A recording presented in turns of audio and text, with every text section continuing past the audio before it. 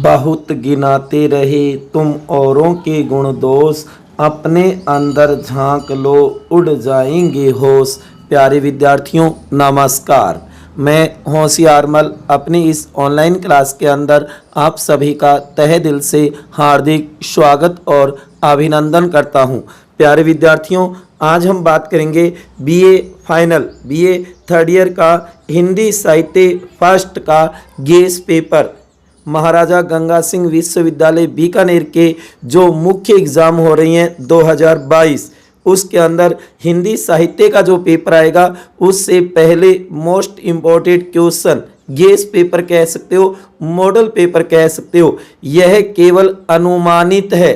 इसमें से बहुत से क्वेश्चन आपको पेपर में देखने को मिल सकते हैं। प्यारे विद्यार्थियों, जैसे कि पीछे आपने कुछ विषयों के अंदर देखे भी होंगे, हमारे गेस पेपर में से बहुत से ये मानो अधिकांश क्वेश्चन आ रही हैं। मैं ये नहीं कहूँगा कि सारे क्वेश्चन आ रहे हैं, बहुत से क्वेश्चन आ रहे हैं प्यारे विद्यार्थियों, क्योंकि यह केवल अनुमानित है। गेस पेपर है, मॉडल पेपर है प्यारे विद्यार्थियों, इसलिए आप इसे अच्छी तरीके से तैयार कर सकते हो और ज़्यादा से ज़्यादा नंबर ला सकते हो। तो आज हम बात करें बीए थर्ड ईयर की, क्योंकि कई मेरे प्यारे विद्यार्थियों की बार बार ये डिमांड हो रही थी कि सर आप हिंदी साहित्य का गेस पेपर भी बनाओ। तो आज वो दिन आ गया प्यारे विद्यार्थियों।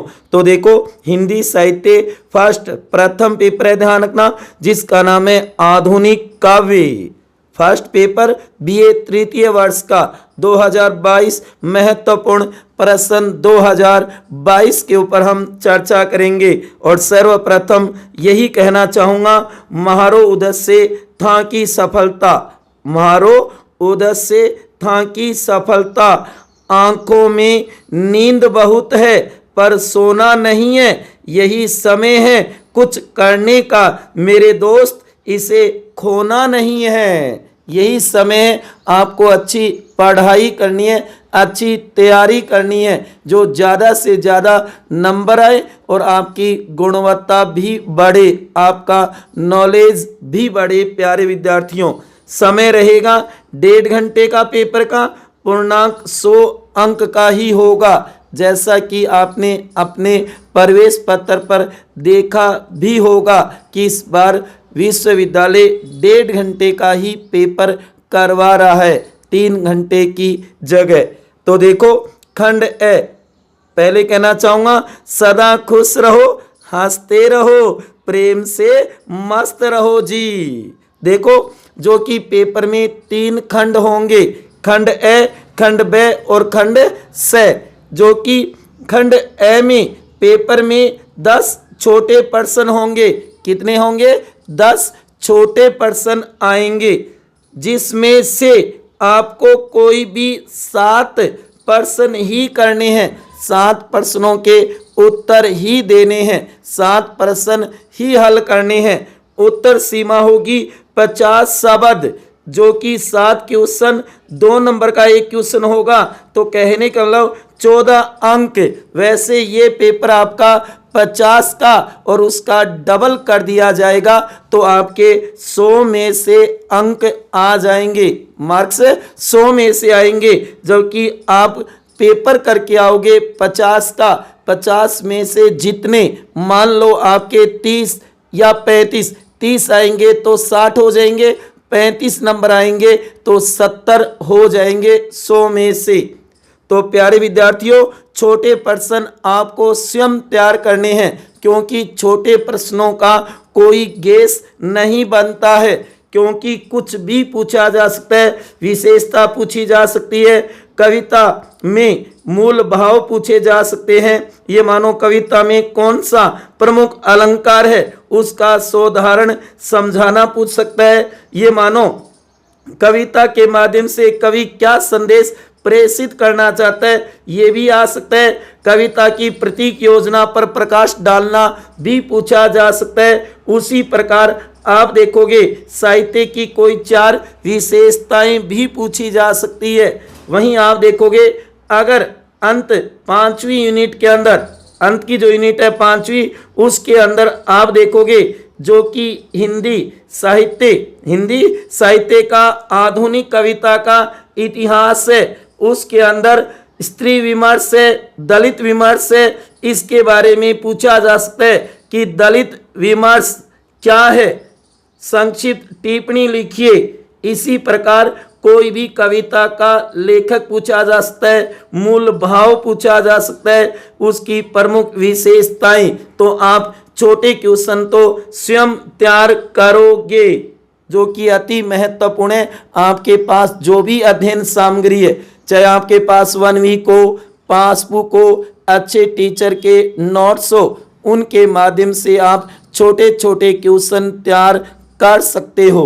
उसके बाद में देखो खंड ब, जो कि पेपर में 7 प्रश्नों में 7 पद्यांश होंगे, 7 पद्यांश होंगे, जिनमें से आपको किन्हीं 2 पद्यांशों की सप्रसंग व्याख्या करनी है, जो कि खंड ब में व्याख्या का क्वेश्चन होगा।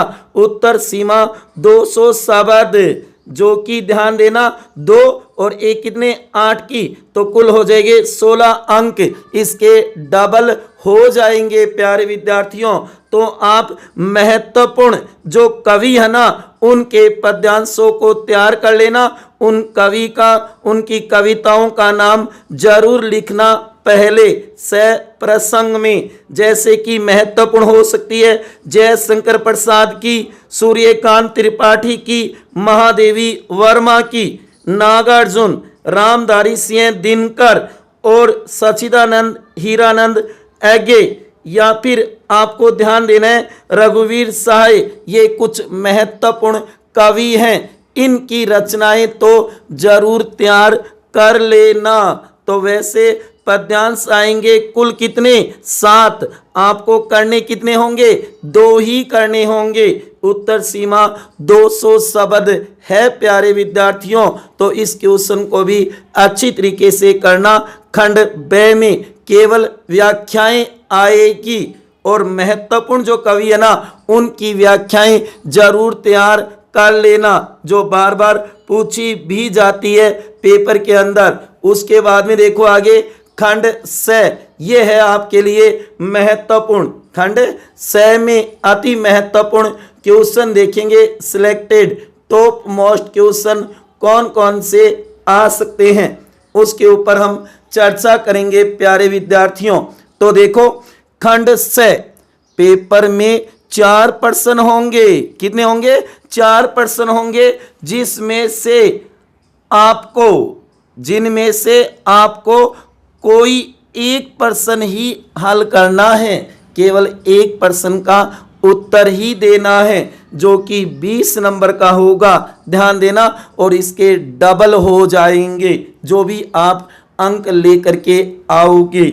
उत्तर सीमा 500 शब्द निबंधात्मक है, 5 प्रश्नों में उत्तर देना होगा, 500 शब्द है उत्तर सीमा, ठीक है ना। इसके मैंने कुछ महत्वपूर्ण सिलेक्टेड क्वेश्चन बनाए हैं, जिनको आप तैयार कर सकते हो। देखो नंबर 1 महत्वपूर्ण प्रश्नों के ऊपर हम चर्चा करें। खंड स में कौन कौन से महत्वपूर्ण क्वेश्चन आ सकते हैं। नंबर 1, जो कि संबुक काव्य के भावात्मक सौंदर्य को सोदाहरण स्पष्ट कीजिए, अति महत्वपूर्ण क्वेश्चन है। संबुक से तो क्वेश्चन आएगा पेपर में हर हाल में, इसलिए इसके जो भी क्वेश्चन बनते हैं उनको आप तैयार कर सकते हो। जैसे कि पिछली बार संबुक खंड काव्य के आधार पर कवि श्री जगदीश गुप्त की समसामयिकी चेतना को समझाइए, ये क्वेश्चन पूछा हुआ है। उसके बाद में देखो नंबर 2, सुमित्रा नंदन प्रकृति के सुकुमार कवि हैं, कथन को स्पष्ट करते हुए नौका विहार के प्रकृति सौंदर्य को समझाइए, ये भी महत्वपूर्ण क्वेश्चन है। क्वेश्चन नंबर 3, हरिवंश राय बच्चन के काव्य की लोकप्रियता के कारणों को स्पष्ट कीजिए, अति महत्वपूर्ण क्वेश्चन है, तैयार कर लेना मेरे प्यारे विद्यार्थियों। या फिर इसके अंदर ये भी पूछा जा सकता है, रघुवीर सहाय के काव्य की प्रमुख प्रवृत्तियों पर प्रकाश डालिए। ये क्वेश्चन भी महत्वपूर्ण है।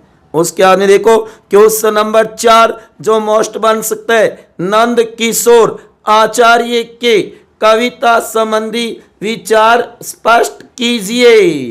क्वेश्चन नंबर 5 हिंदी साहित्य और स्त्री विमर्श, वैसे पिछली बार दलित विमर्श आया हुआ है, इस बार स्त्री विमर्श विषय पर लेख लिखिए।